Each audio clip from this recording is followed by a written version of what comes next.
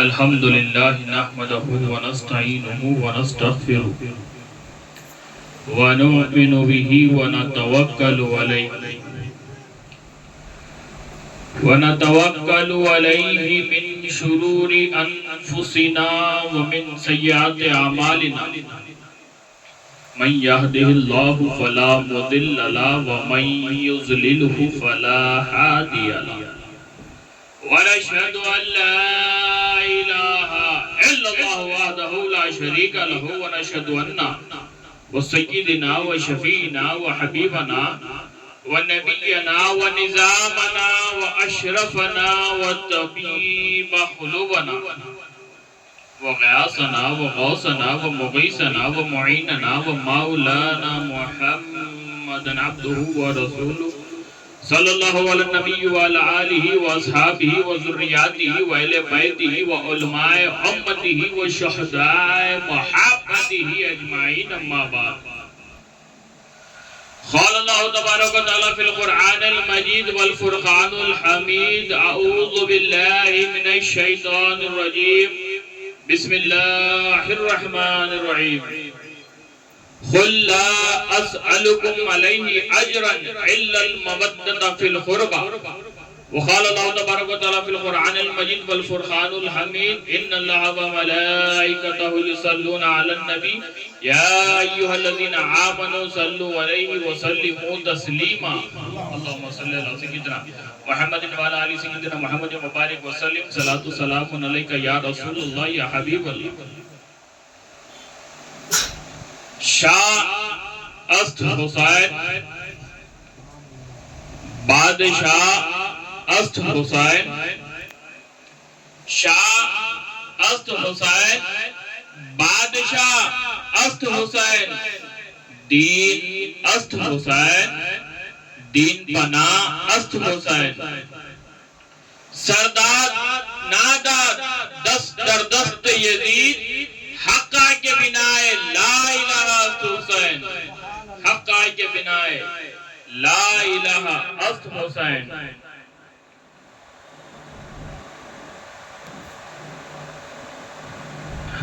حکمرانی میرے حسین کی ہے حکمرانی میرے حسین کی ہے کامرانی میرے حسین کی ہے حکمرانی میرے حسین کی ہے کامرانی میرے حسین کی ہے آج جو تم یہ کلمہ پڑھ رہے ہو مہربانی میرے حسین کی ہے مہربانی میرے حسین کی ہے ایک بار نبی اور آل نبی میں درود پاک کا نظرانہ پڑھیے اللہم صلی اللہ سیدنا محمد وعلی سیدنا محمد مبارک وسلم صلاۃ والسلام علیکہ یا رسول اللہ یا حبیب اللہ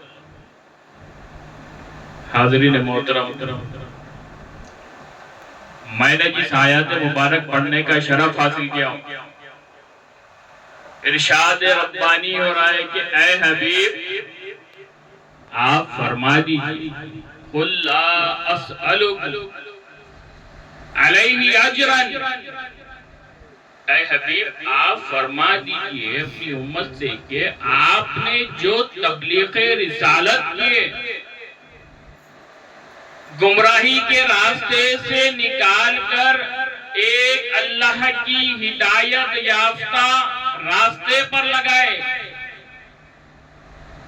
اندھیروں سے نکال کر روشنی کی طرف لے کے جو آپ آئے ہیں اس کا عدل اس کا اجر آپ ان سے کچھ نہیں چاہتے سوائے اس کے کہ تم میری اہل بیت سے محبت کرو سوائے اس کے کہ تم میری اہل بیت سے محبت کرو حاضرین محترم قرآن پاک میں اللہ سبحانہ وتعالیٰ نے جگہ با جگہ یہ آیات کھول کر صاف طور پر واضح اشارے دیا ہے کہ اہل بیت سے محبت کیجیے اہل بیت کہتے کسے ہیں آپ لوگ بے حد اچھی طرح سے جانتے ہیں کہ اہل بیت کہتے کسے ہیں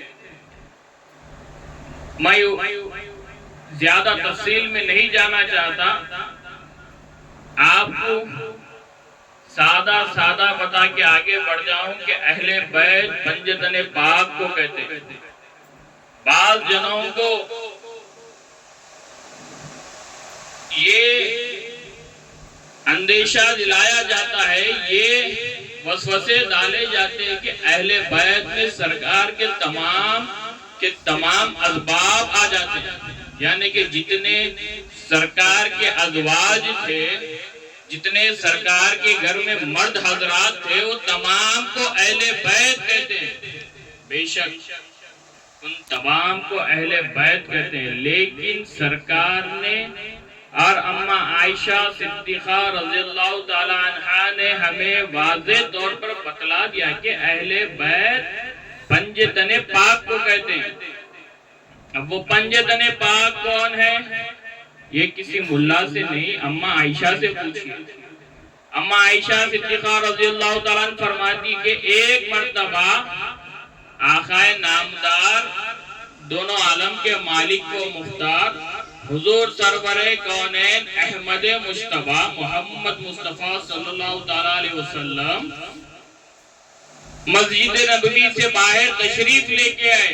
اپنے حجرے سے باہر تشریف لا کر بی مالکنی فاطمہ الزہرا سلام اللہ علیہا کو آواز دیتے ہیں، اور ایک طرف مولا کائنات بھو تراب علی علیہ السلام کو بازو بٹھاتے ہیں، اور ایک زانو پہ امام حسن کو بٹھاتے ہیں، اور ایک زانو پہ امام حسین کو بٹھا کر اپنی چادر تان کر فرماتے ہیں کہ مولا یہ میری اہل بیت ہے، میں ان سے محبت رکھتا ہوں، تو بھی ان سے محبت رکھ.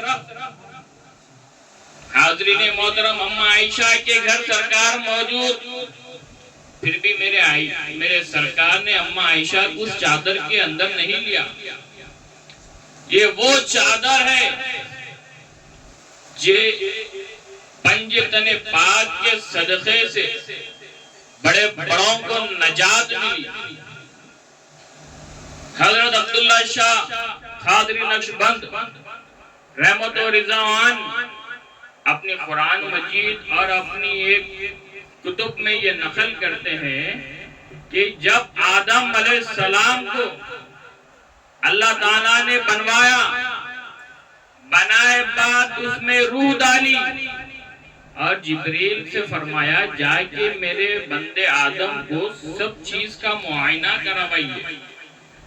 اب جبریل علیہ السلام آدم علیہ السلام کو لے کر جگہ با جگہ جاتے اور ہر چیز سے واقف کرواتے. ایک جگہ جنت میں ایک تصویر لگی ہوئی رہتی ہے، وہ ایک عورت کی شکل، ایک خاتون کی شکل کی تصویر ہوتی ہے. آدم علیہ السلام پوچھتے ہیں کہ اے جبریل یہ کس خاتون کی تصویر ہے؟ جبریل علیہ السلام فرماتے ہیں کہ اے آدم یہ تصویر کو غور سے دیکھو اور اسے اپنے ذہن میں اچھی طرح بٹھا لو، یہ وہ تصویر ہے جو آگے آپ کو بہت کام آئے گی. اب وہ تصویر ایک خاتون کی شکل ہوتی ہے. اب جبریل علیہ السلام اس شکل کے بارے میں کہتے ہیں کہ اے آدم یہ جس خاتون کی شکل ہے، آپ کی اولاد میں سے ایک نبی ہوں گے جس کا نام محمد مصطفیٰ صلی اللہ تعالیٰ علیہ وسلم ہوگا. ان کی صاحبزادی بی بی مالکنی فاطمہ الزہرا سلام اللہ علیہا کی ہے، اور آپ کے سر پہ جو تاج ہے وہ آپ ہی کی امت میں، آپ ہی کی اولاد میں سے آخری نبی خاتم النبیین حضرت احمد مجتبی محمد مصطفیٰ صلی اللہ تعالیٰ علیہ وسلم ہے. اور آپ کے گلے میں جو ہار آپ کو دکھ رہا ہے وہ آپ کے شوہر مولا کائنات بھو تراب علی علیہ السلام ہے. اور اس خاتون کے کانوں میں تو بالیاں ہوتی ہیں. جبریل علیہ السلام ان بالیوں کو دکھا کر بولتے ہیں کہ یہ آپ کے صاحبزادے امام حسن اور امام حسین ہیں. کب ابھی دنیا اللہ بنایا ہی نہیں. آدم علیہ السلام اس تصویر کو یاد فرما لیتے ہیں.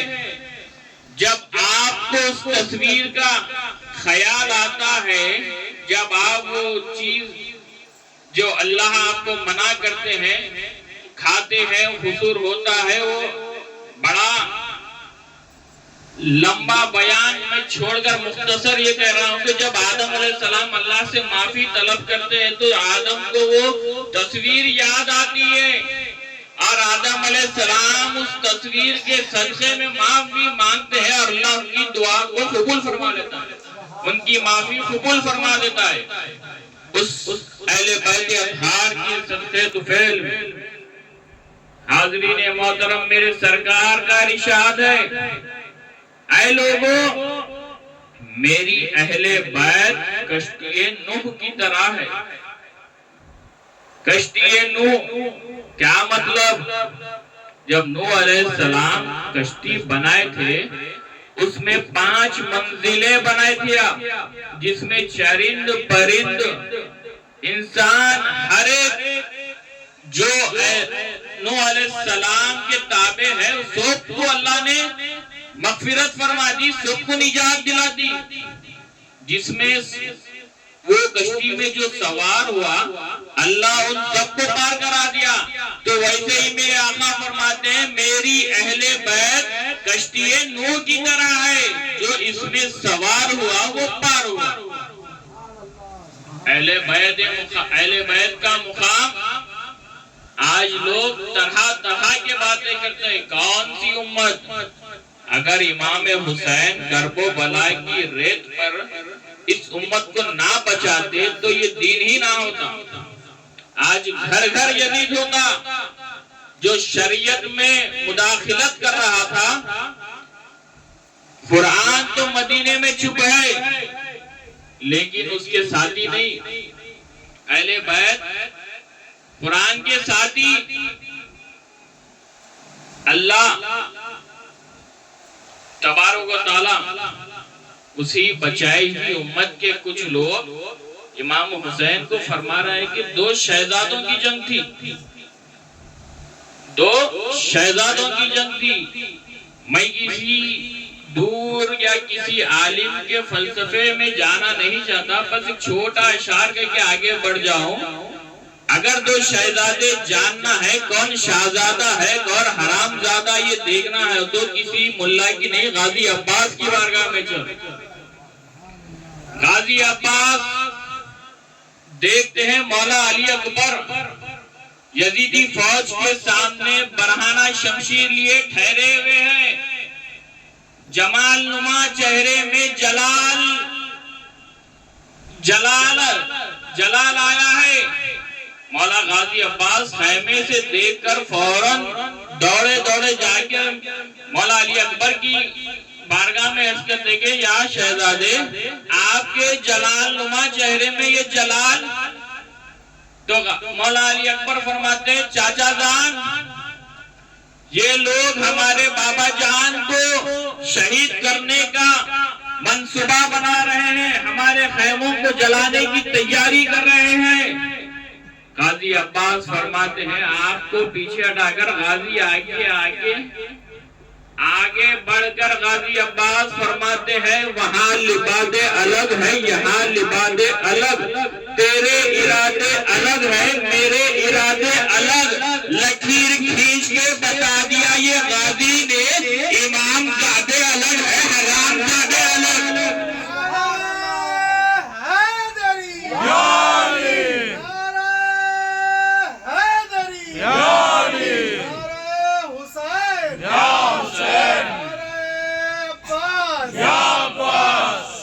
لکیر کھینچ کر بتا دیا یہ غازی نے امام زادے اور ہے حرام زادے اور. ہر کلمہ پڑھنے والا مسلمان نہیں ہوتا، منافقین اس میں چھپے ہوتے ہیں. اور منافق کو پہچاننا ہو تو نعرہ حیدری لگا کر دیکھو. چہرے بول پڑتے ہیں جب علی اور اس کے بچوں کا تذکرہ ہوتا ہے. اور الحمدللہ اللہ نے ہمیں یہ رات عطا کی ہے۔ مولا کل ہم اس رات کے صدقے تجھے گواہ بنا رہے ہیں، ذکر حسین کر کے مولا ہمارا تعلق ذکر حسین سے ہے، یزید سے نہیں۔ کربلا میں بھی خیمہ لگا تھا، امام حسین بھی سب کو موقع دیے تھے کہ اے لوگوں یہاں سے جانے کا راستہ کھلا ہے، آنے کا نہیں۔ اگر کوئی جانا چاہتا ہو تو چلے جائے۔ 72 کے 72 ویسے ہی بیٹھے ہوئے ہیں۔ مولا کو خیال آیا شاید چراغ کے اجالے سے یہ مجھ سے ڈر کر نہیں جا رہے ہیں۔ غازی عباس کو فرمایا عباس چراغ بجھا دو۔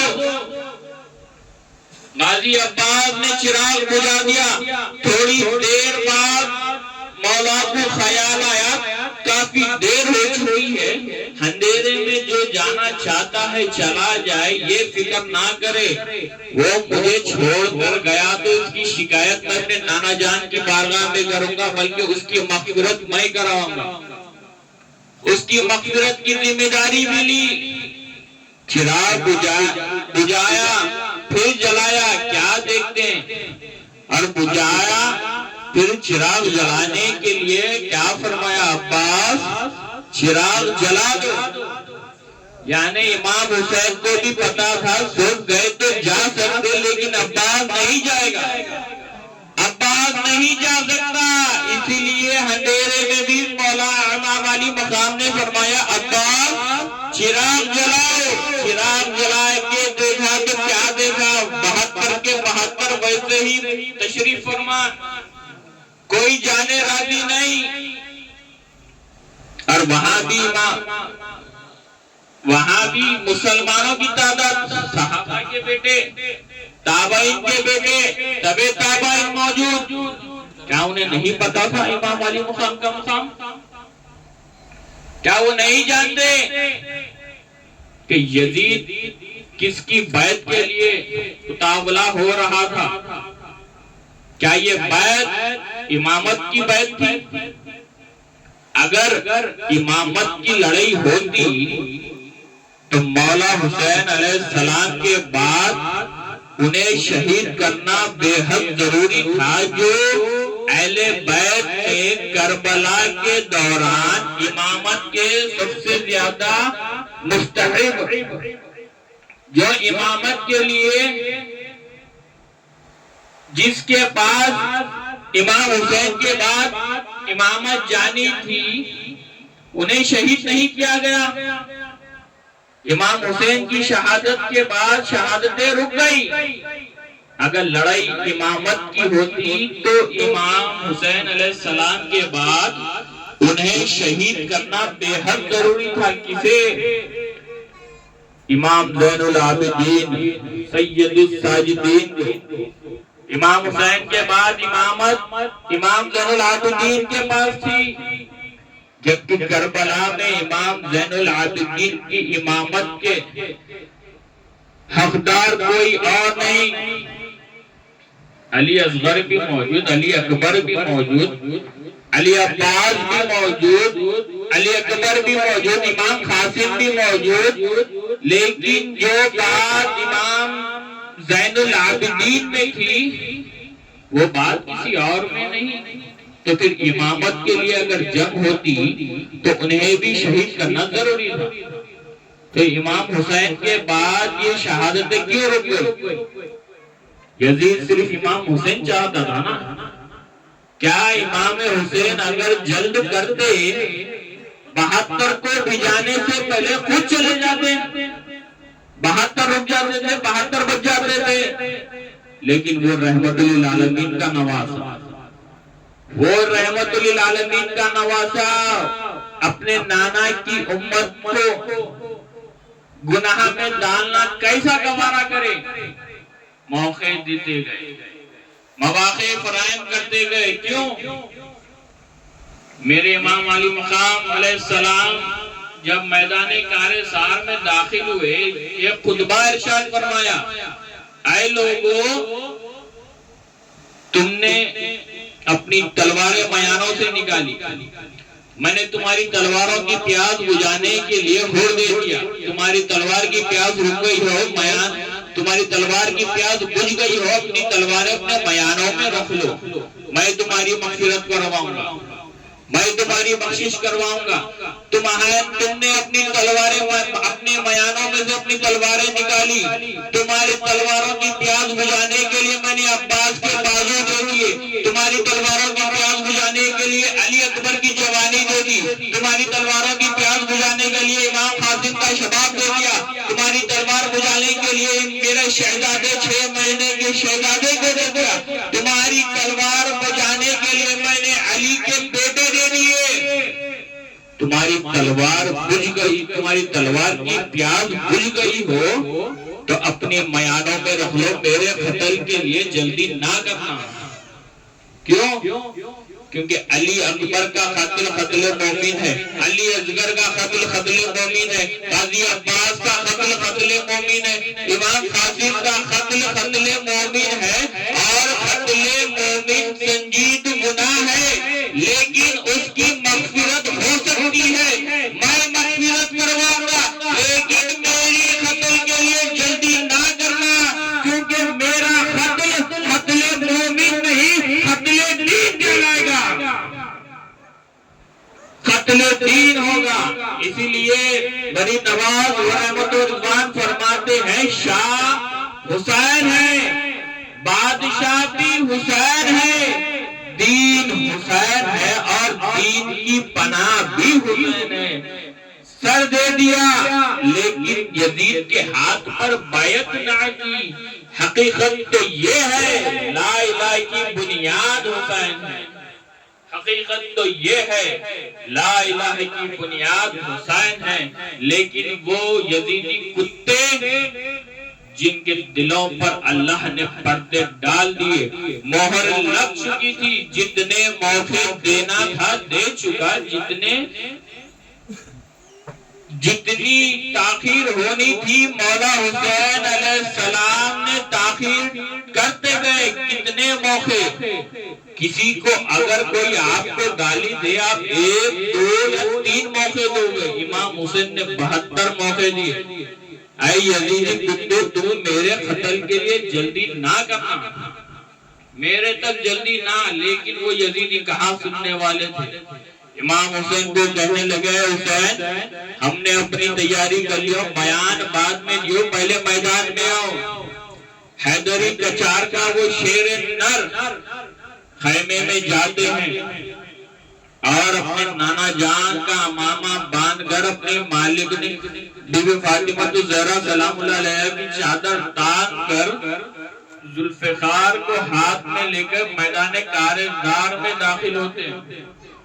خطبہ ارشاد فرماتے ہیں اور کہتے ہیں اے یزیدیو میں تم پہ تلوار کیسے چلاؤں, تم میرے نانا جان کی امت ہو, میں پہل نہیں کرتا, تم پہل کرو.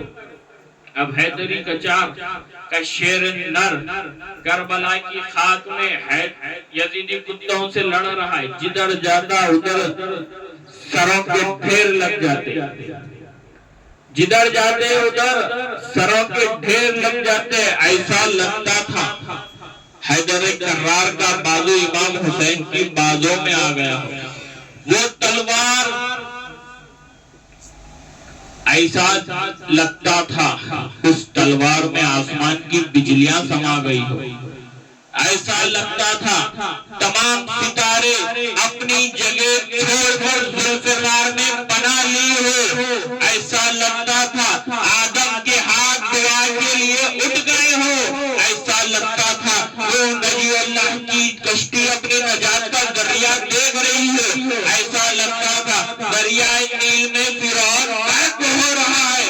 ایسا لگتا تھا, ایسا لگتا تھا امام حسین کڑھائی بازی خطار کے لشکر کو کاٹ ڈالتے. ایسا لگتا تھا کھاتا بھوکے پیاسے حسین کھاتے پیتے یزیدیوں کو کاٹتے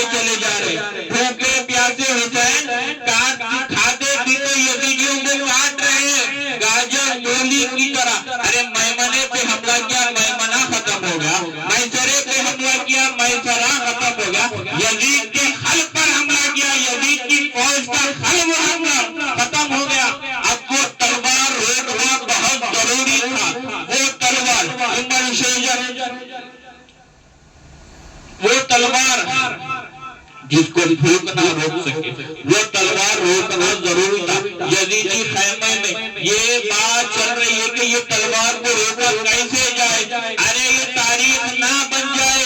3 دن کا بھوکا پیاسا ہوتا ہے، 22,000 کے کھاتے پیتوں کو بھاری پڑ رہا ہے، اب وہ تلوار روکی جائے، وہ تلوار کیسے روکے؟ وہ تلوار جسے بھوک نہ روک سکے، وہ تلوار جسے پیاس نہ روک سکے، وہ تلوار جسے بیٹیوں کے جو خیمے جلتے نہ روک سکے، وہ تلوار جسے عباس کی شہادت نہ روک سکی، وہ تلوار جسے علی اکبر کے بازو علی اکبر کی شہادت نہ روک سکی، وہ تلوار جسے قاسم کا اجڑتا شباب نہ روک سکا، وہ تلوار جسے عباس کے باقی بازو نہ روک سکے، وہ تلوار جو خیمے جلتے اس خیمے جلتے نہیں روک سکے، اب وہ تلوار کیسے رکے؟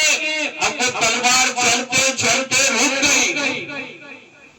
یا امام آپ نے تلوار کیوں روکی؟ تو میرے آقا امام علی مقام فرماتے ہیں، ارے دیکھتا نہیں وقت نماز ہو چکا ہے، وقت نماز۔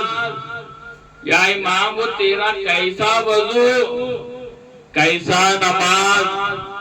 اب میرے امام علی مقام گھوڑے کی زین سے زمین پر تشریف لائے اور اللہ کی بارگاہ میں سجدہ ریز ہوئے، اور یزیدی دیکھے کہ اب اچھا موقع ہے، ابھی گردن کاٹ لیتے ہیں، ورنہ اگر امام حسین اٹھ گئے تو ہمیں نہیں چھوڑیں گے۔ شمر ابن سعد موقع جان کر امام علی مقام کی گردن کو کاٹ لیتے ہیں۔ اِنَّ لِلَّهِ وَإِنَّا إِلَيْهِ رَاجِعُونَ۔ امام حسین کی گردن نہیں کاٹتے، وہ دوسرے گاہے محمد مصطفیٰ کا چھری چلاتے ہیں۔ ارے وہ پتھر جسے میرے آقا نبی کریم صلی اللہ علیہ وسلم نے ایک بار چوما، وہ اتنا عظیم کہ کعبے کو لوگ ترستے ہیں اس پتھر کو چھوڑنے کے لیے، اور وہ گلے کو میرے آقا مدینہ صلی اللہ علیہ وسلم بار بار چوما کرتے۔ امام علی مقام کی گردن کو میرے آقا بار بار بوسا لیا کرتے۔ کیا اس یہود مسلمان کو اتنا نہیں پتا تھا؟ حاضرین محترم، آج ہم اور آپ امام حسین میں اگر 2-4 آنسو بہا لیے تو ہمیں شیعت کے مطلب لگاتے ہیں، بلکہ یہ شیعت نہیں بلکہ سرکار کی سنت ہے۔ غم حسین میں رونا سرکار کی سنت ہے۔ ابھی امام حسین کی شہادت نہیں ہوئی، 56 برس پہلے جبریل علیہ السلام آ کر امام سرکار مدینہ کی بارگاہ میں عرض کرتے ہیں، یا محمد مصطفیٰ صلی اللہ علیہ وسلم، کیا آپ اپنے اس نواسے سے بے حد محبت کرتے ہیں؟ جبریل علیہ السلام سے میرے آقا فرماتے ہیں، جبریل مجھے میرے اس بیٹے سے بہت پیار ہے۔ تو جبریل علیہ السلام فرماتے ہیں، یا رسول اللہ، آپ ہی کی امت میں کے کچھ لوگ آپ ہی کے اس بیٹے کو کرب و بلا میں 3 دن کا بھوکا پیاسا رکھ کر شہید کریں گے۔ میرے آقا کی مبارک آنسو سے، مبارک آنکھوں سے آنسو جاری ہو جاتے ہیں۔ کس کے لیے؟ غم حسین میں۔ آج ہم غم حسین میں روتے ہیں تو شہید یہی ہے۔ آج کے منافق ہمیں شیعہ کہتے ہیں، کس کے فیور میں؟ جب کافر تھے کلیجے چبا گئے، جب کافر تھے کلیجے چبا گئے وہ لوگ، جب مسلمان ہو گئے تو نسل رسول کھا گئے۔ ان کا فیور کرتے ہو، ہمیں کسی سے کچھ لینا دینا نہیں، کیونکہ ہماری مغفرت کا باعث اہل بیت اطہار کی محبت ہے۔ امام فخر الدین رازی اپنی کتاب میں لکھتے ہیں، جو اہل بیت کی محبت میں مرے گا وہ مومن مرے گا، اور جو اہل بیت کے بغض میں مرے گا وہ کفر پر مرے گا۔ حاضرین محترم، اہل بیت علیہ السلام سے بے حد عقیدت و محبت رکھیے۔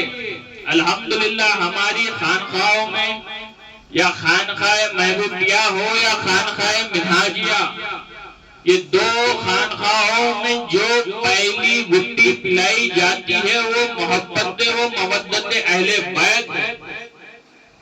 ہمارے پاس کوئی بھی ہو، پہلے اس کو محبت اور عشق اہل بیت پڑھایا جاتا ہے، سکھایا جاتا ہے، کیونکہ یہی ہماری مغفرت کا ذریعہ ہے۔